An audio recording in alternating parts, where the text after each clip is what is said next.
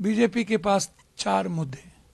पहला हिंदू मुसलमान, दूसरा अदानी जी के पैसे, तीसरा चुनाव आयोग, चौथा ईडी और सीबीआई। उन्हें ना कंट्री से मतलब, ना इस कंट्री के 140 करोड़ लोगों से मतलब, ना उन्हें एसटी एससी से मतलब। मोदी कहते हैं नहीं, आरक्षण खत्म करो, और पीछे के रास्ते से खत्म कर दिया। वो गांधी को नहीं सुनना चाहते हैं मोदी जी, वो गोडसे को सुनना चाहते हैं।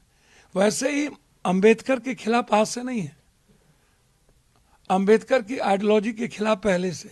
वो सत्ता के लिए दुनिया में कोई भी पाप कर सकता है, किसी को भी बांट सकते हैं, किसी को भी काट सकते हैं। उन्हें कोई लेना देना हिंदू या सनातन से या एसटी एससी से या ओबीसी से नहीं है। नरेंद्र मोदी जी और बीजेपी का ना तो पूर्वांचल से मतलब। वो बीजेपी के पास 4 मुद्दे। पहला हिंदू मुसलमान, दूसरा अदानी जी के पैसे, तीसरा चुनाव आयोग, चौथा ईडी और सीबीआई। 4 मुद्दों से वो सिर्फ सत्ता की बात करते हैं। उन्हें ना कंट्री से मतलब, ना इस कंट्री के 140 करोड़ लोगों से मतलब, ना उन्हें एसटी एससी से मतलब। वो अंबेडकर जी के नामों को, संविधान को मिटाना नहीं चाहते, संविधान के नाम पर अंबेडकर के विचारों को खत्म करना चाहते। आरक्षण को पहले ही उन्होंने खत्म कर दिया, बोला आरक्षण, नौकरी खत्म हो गई, प्राइवेट में हम चले गए। प्राइवेट में उन्होंने आरक्षण दिया नहीं, तो ईबीसी पर हमला, एसटी एससी पर हमला, ओबीसी पर हमला, 90% वर्गों पर हमला। ठीक, अब आप आइए नरेंद्र मोदी जी के जाति जनगणना। राहुल गांधी क्यों चाहते हैं जाति जनगणना? कि जो किसी भी जात का गरीब है, आरक्षण के बाद, मंडल कमीशन के बाद, देश की आज़ादी के बाद, चाहे वो जो भी हो, तो यदि वो इकोनॉमिकल, एजुकेशनल, सामाजिक रूप से कमजोर हैं, उसको उठाओ।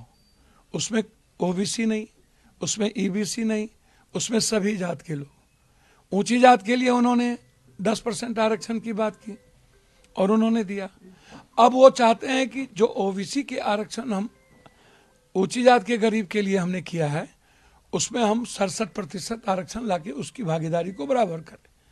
मोदी कहते हैं नहीं, आरक्षण खत्म करो, और पीछे के रास्ते से खत्म कर दिया। अरविंद केजरीवाल एक बार भी आरक्षण पर बोलते सुने हो, या जाति जनगणना के पक्ष में बोलते हुए सुने हो?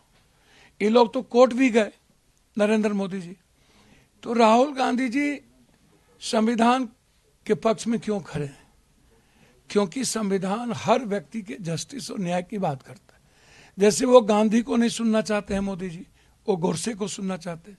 वैसे ही अंबेडकर के खिलाफ आज से नहीं है, अंबेडकर की आइडियोलॉजी के खिलाफ पहले से है। तो आप उठा के देखिए। तीसरी बात देखिए, नरेंद्र मोदी जी और बीजेपी का कोई एक स्कीम आप हमको बता दीजिए। फार्मर्स मर गए, 1100-1300 फार्मर मरे। पहले झूठ बोला कि हम धरना उठा लो, मैं आपको एमएसपी दे दूंगा। सत्ता में आते ही वो भूल गए, फिर 300 लोग मरे, फार्मर गया। बीजेपी जिस स्टेट जाती है वहां नफरत पैदा करती है। वो गए हरियाणा, वहां जाट को समाज का दुश्मन बना दिया, जाट के खिलाफ। वो गए राजस्थान, वहां गुज्जर को गाली दिया, अन्य जातियों को दुश्मन बना दिया। वो गए पंजाब, वहां सिखों को गाली दिया। वो गए महाराष्ट्र, वहां मराठी को गाली दिया, ओबीसी और अन्य लोगों की झूठ फूस बात करने लगी। वो गए झारखंड, वहां आदिवासी मुसलमान के बीच झगड़ा लगाने लगा। वो बिहार और यूपी जाते हैं तो जादव के खिलाफ बात करते हैं, अन्य जगहों पर अन्य लोगों के खिलाफ बात करते हैं। बंगाल जाते हैं तो बंगाली के खिलाफ गैर बंगाली, नॉन बंगाली करते हैं। मणिपुर जाते हैं तो मतों और गैर मतों की बात करते हैं। देखिए, वो मुसलमान के खिलाफ नहीं है, मुसलमान या हिंदू की बात नहीं है इसमें, आप इसको समझ लीजिए। वो सत्ता के लिए दुनिया में कोई भी पाप कर सकता है, किसी को भी बांट सकते हैं, किसी को भी काट सकते हैं। उन्हें कोई लेना देना हिंदू या सनातन से या एसटी एससी से या ओबीसी से नहीं है।